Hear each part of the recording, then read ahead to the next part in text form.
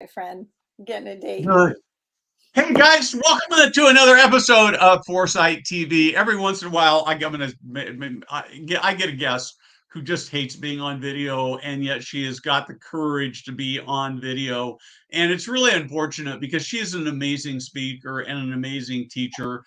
She is the expert in dementia care in senior living, and the reason I'm doing this mostly on the West Coast, and she could do it nationally, but she doesn't like to travel that much.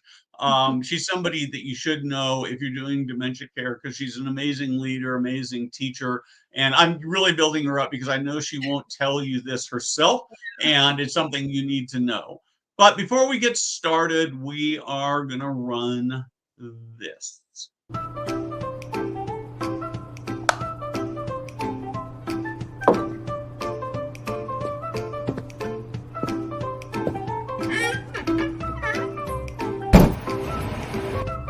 Hey guys, Steve Moran here.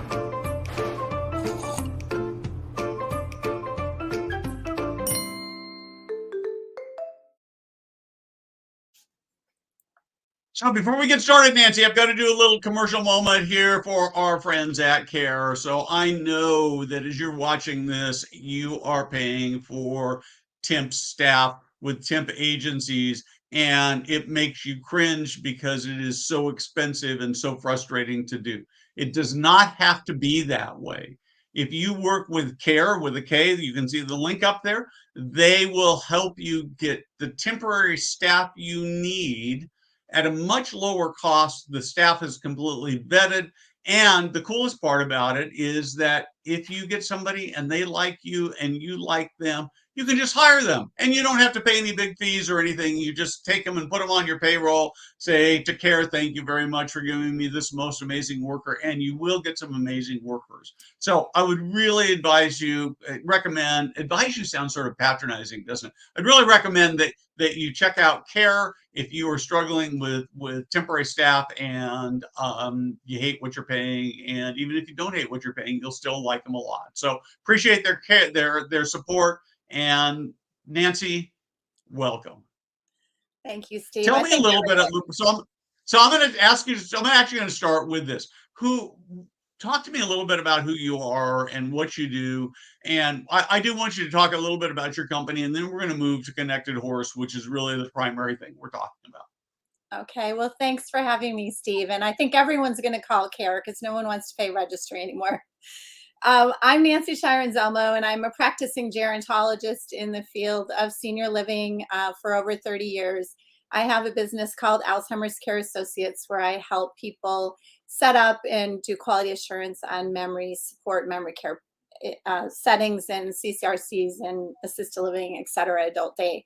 So after doing that, I'm a consultant for 22 years now, and I'm really blessed to only work word of mouth from one CEO to the next. So that's why you don't hear me advertise it too much. But basically, Paula Hertel, the co-founder, and I worked together for many years. We're board members of the California Assisted Living Association, and we're actually the co-chairs of the Education Committee. And everyone that's been to a CALA conference knows that we're quite proud of them. They're some of the largest in the country, and we work very hard on raising the bar and looking at other opportunities and alternatives that would help the residents that we're entrusted to serve. So in education, Paula and I worked together a long time, and we were both getting a little frustrated with the field of senior living and the fact that memory care wasn't going anywhere and not very innovative. And since I worked on the pilot study in California back, now I'm dating myself, Steve, in 1989, 1990 was the first, 1994 was the very first delayed egress environment in California. And I worked with a company that set up that pilot study. I did my master's research on it, and we looked at delayed egress versus locked environments for people living with dementia. So I've been doing just working with populations of living with dementia for many years and running support groups, et cetera.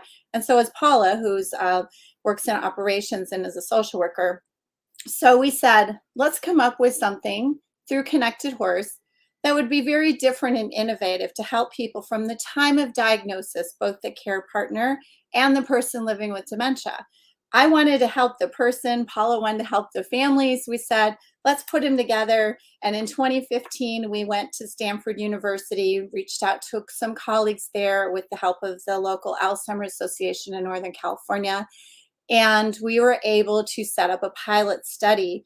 And at that point, we wanted to look at if an intervention with horses, which Paula and I are both equestrians, had horses almost our entire lives, and know their healing powers with other populations. So why can't it help people that are on this journey with a diagnosis of dementia? So that was the premise of our study, and we had amazing results. Stanford designed the study with 5 different measurements, both pre and post test. And we had great 3 out of 5 measures showed a p-value in research is 0.001, which is really spectacular. Like, it's really hard to get that. So we took it to UC Davis and partnered with their Alzheimer's Disease Center and the Center for Equine Health, which is the veterinary school, the #1 vet school in America, and said, let's look at the benefit to horses as well as the people, the population. So we finished our research at the end of 2017 and incorporated as a nonprofit. We could start getting this program out there to help people. We saw miraculous things where people just changed before our eyes. People with aphasia started speaking in sentences. People that were very strained in the relationship, we saw intimacy, holding hands, like being together again, having not just this diagnosis hanging over their head, Steve, but really living again and having an opportunity to do something new and novel and innovative together. And then the results were amazing, what we saw. So we said, okay, the research world's, we're not researchers, so we're just trying to get this through that part of it to have the evidence-based program. And they said, okay, it worked in 3 interventions of 15 hours of an intervention. That's amazing. I mean, I call it affectionately a support group on steroids, because that's what it feels like. And so they said, okay, let's see if it works after 6 months. So we had 100% participation of the people in the research project that came back 6 months. Another unheard of thing in research. No matter what change of condition they had with their diagnosis, they still wanted to come back and have this time with the horses and with us. And it was amazing because it's not pet therapy. We actually have a program that is a curricula based, as Paul and I are focused on education, as you know, that helps them through the 3 consecutive sessions that they have. And they come back every week and learn self-regulation, learn self-awareness. They feel braver after being with this 1,200-pound animal. They feel ready to face their fears and go forth.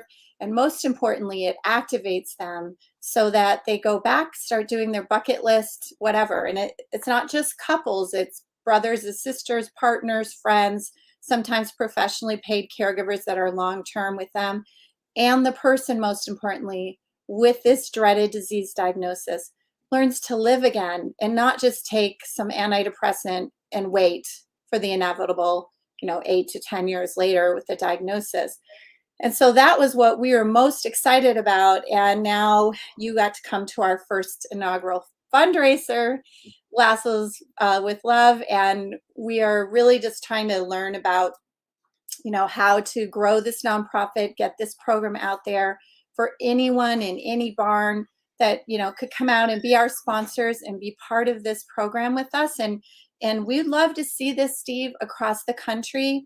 We have people that have come from senior living, obviously, that's our roots. So many people come from living in assisted living or independent living, but family caregivers that are out in the community or attending adult day programs, they must be newly diagnosed within 2 years, not too far into the progress of the disease because of mobility issues, following directions, having a meaningful engagement, etc. But after we did the barn workshop we have during COVID, we had a pivot like everyone did, and we created something called the Barn Connection, which is like a barn at home, where we started sending out boxes of sensory type of activities and things that they can do together as a partner, like smelling hay and brushing horse face brushes and so forth, so they could have this program at home and continue no matter if they can't make it to the barn anymore. they can still have that sensory experience. And the most important thing, knowing as my expertise is in this population, is that the emotional memory never dies. It's always there. And so we're triggering this emotional memory in individuals that creates this incredible experience for them and for their care partners to start, as I say, live again. Take the diagnosis, but keep living and don't live in the shadows. There's a lot of resources that can help you, not just a support group. So, So I have two, I guess, sort of two big, almost thematic questions I want to talk about. The first is, I'm going to give them to you in opposite order. I think I wanted to actually have you tackle them, but the first is that if I'm a senior living operator, I'm looking at it and I'm saying, I don't have a barn next to my community. How do I get involved? But I think even before we get to that question, I'd actually like you to sort of walk through what the program look like. So as you know, and I'm going to confess it to the world here now, I am not exactly the world's biggest fan of horses. we're going to change I that, Steve. Yeah, I know you told me that, but I when I was in I guess my late 20s, I did a marvelous fishing trip, but in a very remote river in Montana. But I rode like 14 hours on a horse. We started just at daylight, so it was like 4:30 or 5 o'clock in the morning in the summer way up north, and we rode until just a little bit before dark. And I got off the horse at the end thinking, I know what hell is like. It's like 14 hours on a horse. That's right. And so is this about, so let's talk a little bit about what this actually looks like. Are you getting people with dementia on horses, No, or how does it work? we're in California, Steve. We can't get insured for that. Come on. But it's all work on the ground. So we have different exercises like over the fence, where one of my favorite ones, where they pick the horse they're most attracted to. And we have like 6 horses that they go to as a pair or individualized, and they see if the horse will come to them. And then I say, go pick a horse you're not as attracted to, maybe not your first choice. And oh, wow, the horse usually doesn't come to them, right? So they're realizing that this energy that they're putting off is there. When I did it at Stanford when we were first starting, it figures, being a gerontologist, I picked this horse I was attracted to immediately, went straight to, and then they said, you know, Nancy, that's the oldest horse we have on this property. That horse is like almost 30. I said, Wow. of course. So what does that tell you, right? That what you put out there, that energy comes back. So that's not a big woo-woo thing. It works with horses because horses are prey animals. So it's not like a dog or a cat. People always ask us, why don't you do dogs or cats? No, those are predators. Prey animals are scanning and reading their environment 24/7 to say, are you going to hurt me? Are you going to eat me? Do I want to hang out with you? Right? So they read energy the best of any animals, which is why horses are used with children, with PTSD, with veterans, with police and trauma, everything else, because they read your energy so well. And nonverbal communication is taught during these sessions. And they realize, one man said to me, his wife was completely aphasic. And every time we'd ask her a question, she could answer with her eyes. But he would say, you know, she can't answer, you can't answer. And after going through our workshop, he looked at me. It's a beautiful moment. He said, I've learned that I don't need to communicate with words with my wife from this horse, right?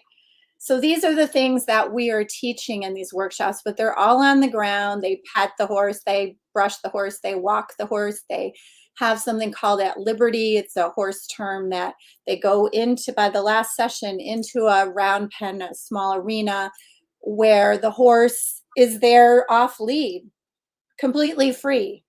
And they go up to the horse or have the horse come to them and start following them around. So, Steve, I'm taking you through the workshop because you're going to have to see what that feels like, where this massive Yeah. horse is following you around because your energy has changed, right? Well, So maybe they're going to look at my energy and think I don't want to have anything to do with that guy. maybe not. And so that's what people say. They're like, oh, I'm putting this off, or that's my reaction. And we say, be soft and quiet and centered. Be centered, and you'll be amazed what can happen. So that's part of what they learn during this process of the workshops. But there are 3 weeks, and we build on the skills each week. We don't just like throw them in there. Obviously, it takes a lot of volunteers and people, a horse handler that really, is neutral energy. So the horse is just interacting specifically with the person that's there, the pair, the dyad, we call them. So that's all part of the program, and it is, I just really want to say it's not pet therapy. So it's not an outing for senior living. Let's go pet a horse, at the fair or something. It's a consecutive workshop that actually teaches them skills, including the person living with dementia. One gentleman said, it took this horse, had the diagnosis, to teach me to be a better husband.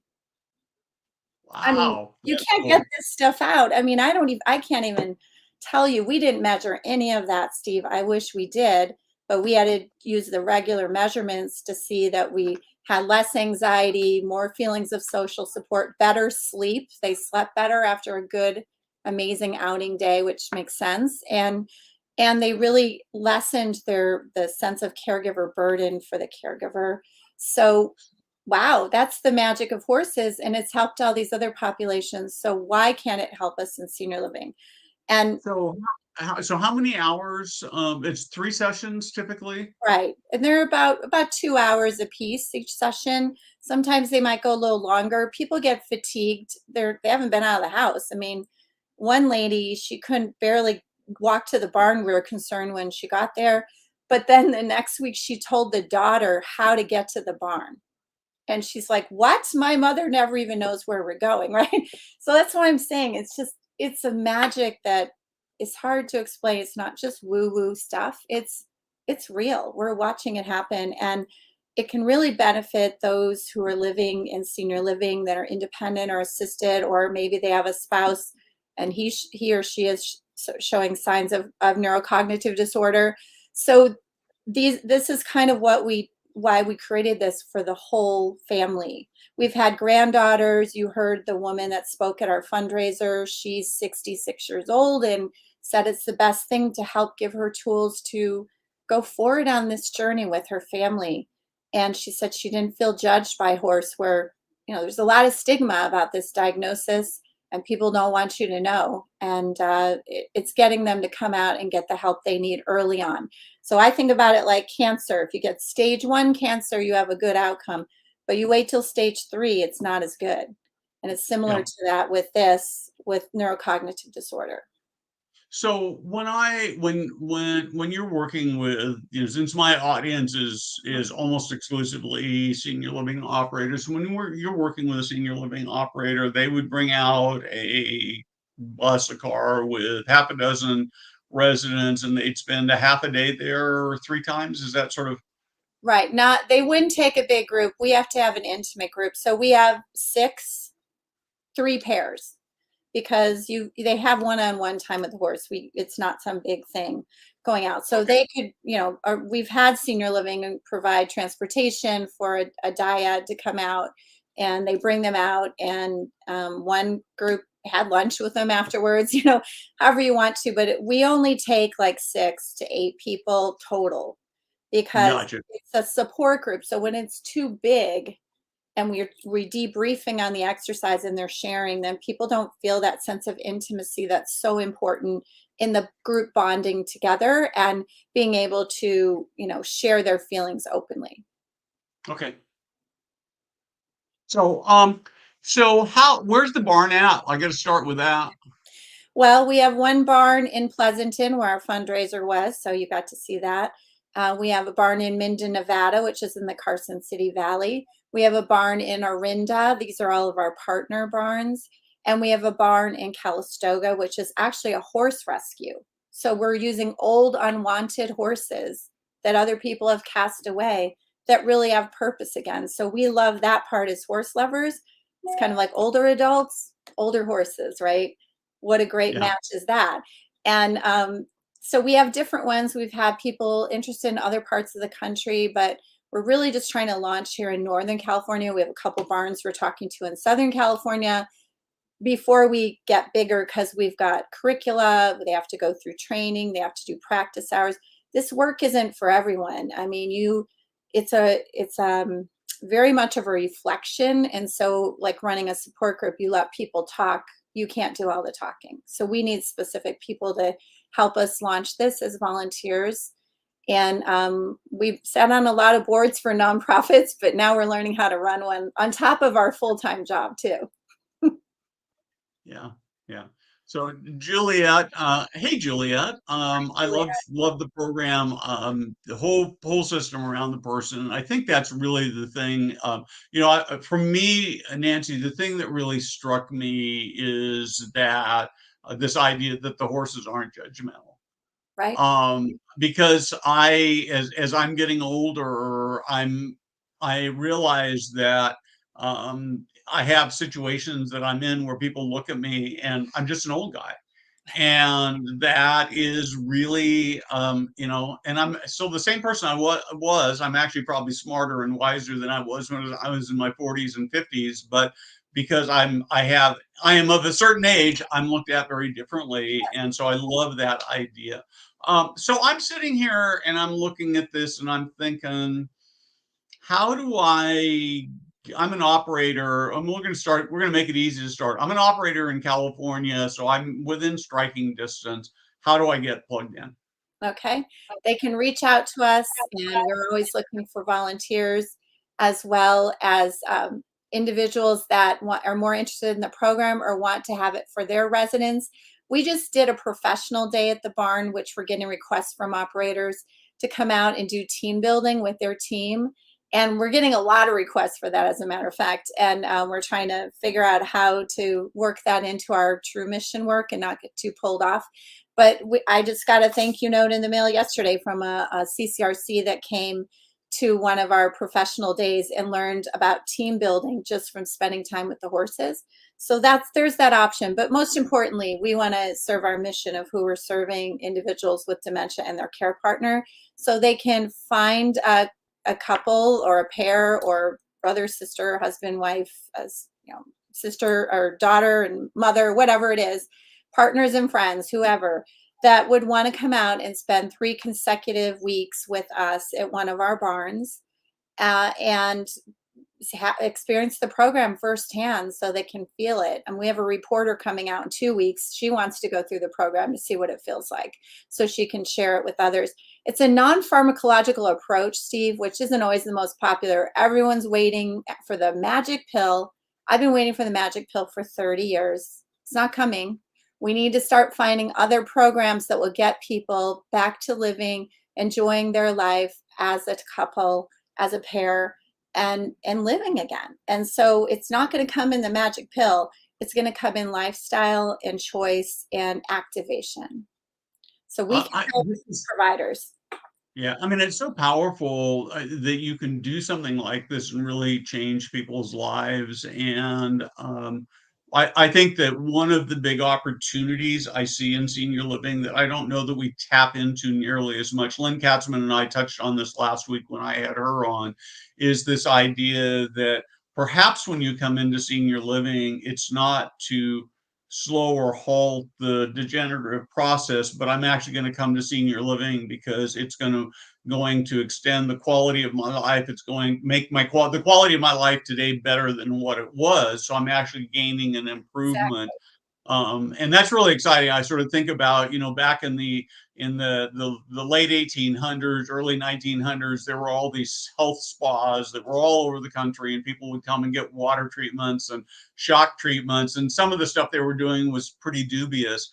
But at the end of the day, it was all about living a better life after you've done it. And that's what you're talking about here. That's exactly what we're talking about. So senior living providers can identify and work with us some diets. We do put them through a little bit of screening. Obviously, they have to be ambulatory. We don't really want walkers. We've had a few, but it's uneven surfaces out at a barn, so you have to be able to walk and move around. And active people are the best for that. But we'll look at anyone because our mission is to help. I mean, we had a family that came with the granddaughter and the husband and the daughter, and we're like, okay, let's just try to make it work. So we have a hard time saying no, unless of course they are very much advanced and would not benefit from the program or any other challenges they might have in following direction. That's one of the questions we ask, because we want safety is important. You are with a 1,200-pound animal, and we have a lot of people around to help you, but we want to make sure that people are safe and having meaningful experience. And they're afraid. They come in afraid of the horse, Steve, like you, and then they leave with this confidence. You can see their shoulders go back. They're walking stronger. They're like, I'm going to go for a walk. One man hadn't left his house for a year in one of our programs, and he started going to the gym again with his wife afterwards. And they call and let us know what happens, so that can happen in any senior living setting or anyone in their community, to get back to living again and not living in fear. And I think that's the most beautiful thing that the horses teach us, is that you can be in community and you can communicate non-verbally, and you can learn this confidence and feel happy again, instead of carrying the burden of this disease, this dreaded disease that, every 64 seconds, someone's getting diagnosed earlier and earlier. And so then they have a longer course of the disease process. And that's what we really want to help keep them strong and going forward. And if the horse can do that, that's fantastic. And yeah, the fear of dementia, the stigma of older adults, all of that, as a gerontologist, is what I'm most excited about, that we are opening that. So we aren't seen different just because we have, gray hair and wrinkles. We're still people living and contributing. And then maybe they get involved as volunteers or other things that activate them to do something else and realize they can. They're not just full-time caregivers, and they're not just full-time person with this disease waiting for the dreaded end. Yeah, this is so important. I think that one of the things I worry a lot about is, as people age, as I age, is that at some point in time I get put in this bucket. And I think this is, you may correct me here, but I think that particularly once you've got some sort of a diagnosis that involves Alzheimer or dementia, it's like, if it were my diagnosis, it's like, well, it's all over for you. You can't really contribute. You can't grow. You can't really do anything. You just, you become this victim that has to be cared for until you die, rather than saying, yeah, that's this thing, but look at what you can still do to make the world a better place, what you can still contribute, what you can still do to have meaning. And do you have any data in terms of, how do I ask the question, how much it extends the sort of healthy the period of cognition before it starts to decline? It seems, and this is anecdotal because we're not in research, but it's about 2 or 3 more years that people are reporting back to us, because of going through this program. I did this, or I went to Mexico, or I went on a cruise, or I saw my children, or all kinds of things. They reach out to us to let us know that it activated them again to live. And, it depends, of course, on what type of dementia they have. There are many different factors, but they get back out and start living, and they don't, boomers want this. They don't want to sit in a support group. And we have a support group part of it, that they share things and they realize they're not alone. But one lady even said to me, this group, I've never felt so accepted in my life than in this group.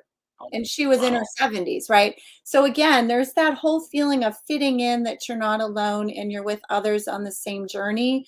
But it doesn't have to be the gloom and doom. It's something that really helps them. And they may have never been around a horse. We had one lady never wanted to touch the horse. She had it in her thought that she shouldn't touch the horse because of the sign she was born under, and she was the sign of the horse.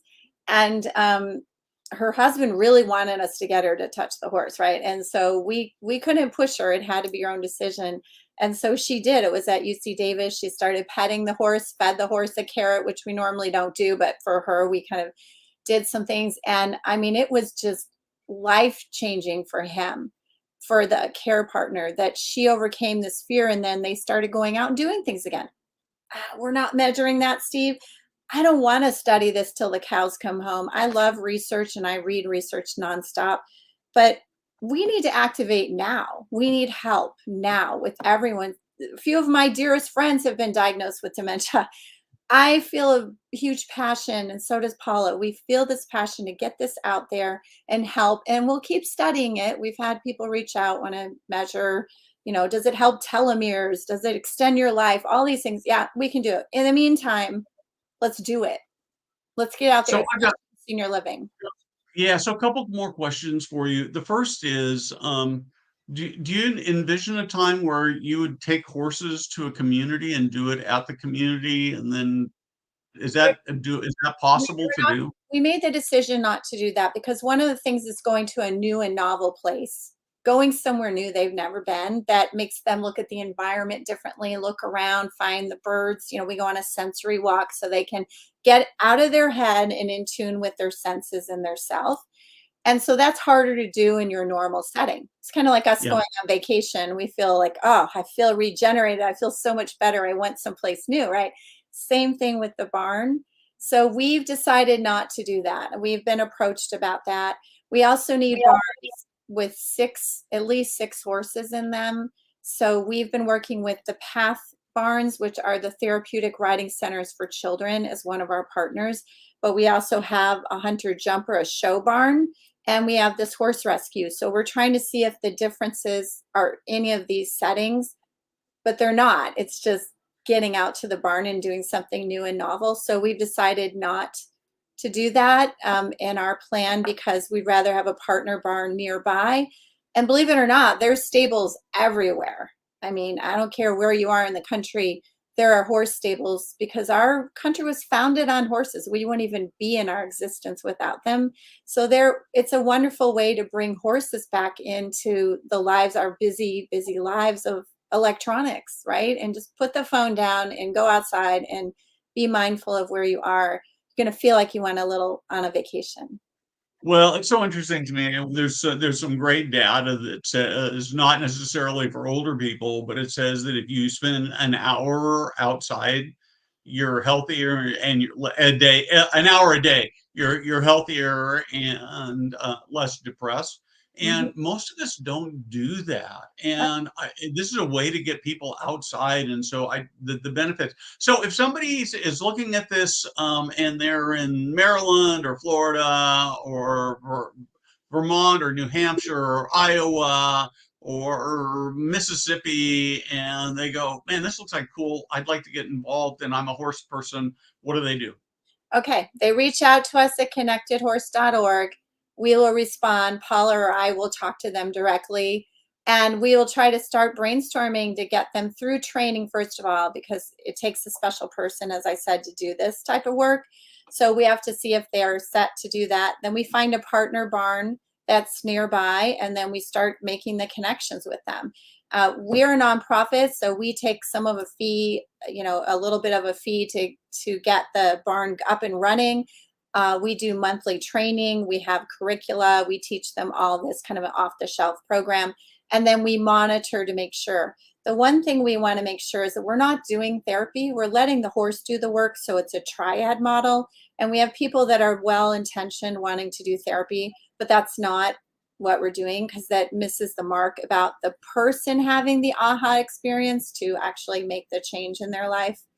And so that's a very special skill set. But we would help them partner with the barn. We've had people from Iowa, Canada, Mexico, Florida, Maryland, all reach out to us, New York, trying to find partner barns where they can do this.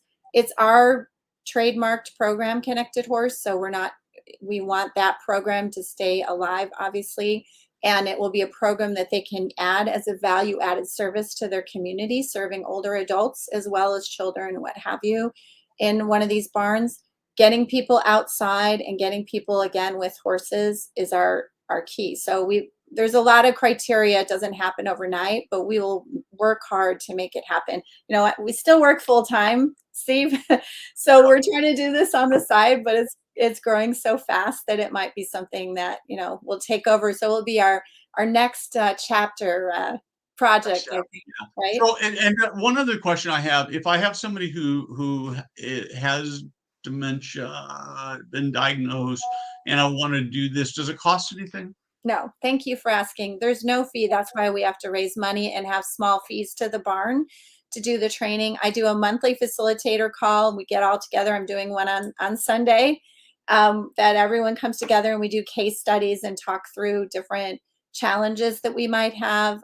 These aren't folks that are normally used to working with this population, so there's some training that has to happen, and they come in with preconceived ideas about, what someone's living with dementia, and they've all like seen The Notebook, that movie, I think, and they all think that that's going to happen when she, has this issue. That's not the case with this population. So we overcome even the facilitators' fear and anxiety about working with this population. And I love it. We had a board member for one of our workshops, and she thought the person that was she got the dyad mixed up. So she was like, "Oh, I thought the husband had dementia, but it was really the wife." I'm like, "Yes, no That is roles, perfect. right? No, That, I don't want to label anybody. Like, there's no roles going on, and we don't like say this person, is diagnosed. They're just a pair that's out for the day. And so that is another beautiful thing where those stigmas and roles fall away, and they can just be a couple again, or they can just be together, and whatever it strengthens the bonds, the social bonds of those people. And with the research after COVID of isolation and how it killed so many people that we saw, all of us, I was in the field like everyone else, we saw what happened. I think it was harder for our residents in independent and assisted living than in memory care, because they were much more isolated, and we saw their cognition just, and yeah. so this is another reason to overcome that isolation. Get them out, get them to a new place, learn something new. And then, like that one lady, I mean, the daughter couldn't believe it. Her mother told her how to get to the barn, and she had never been there before. And she supposedly has dementia, right? So again, these beautiful barriers that we're breaking, and quit putting labels on people. Nancy, thank you very much. This has been amazing. This program is amazing. I'm going to have to go through it. I guess Yes, you are. it's close by, and so I appreciate what you're doing. I mean, we're really, we're all about how you make the lives of people who live and work in senior living better. And when we talk about it, it really includes the family too. And so, my favorite guests, my favorite stories are when we can actually talk about those kinds of things. Yes. And mostly you do it one or two or three or four people at a time, but ultimately that's how you get the world changed. So thank you very much. And with that, hold on for just a second, but we are out of here until next week.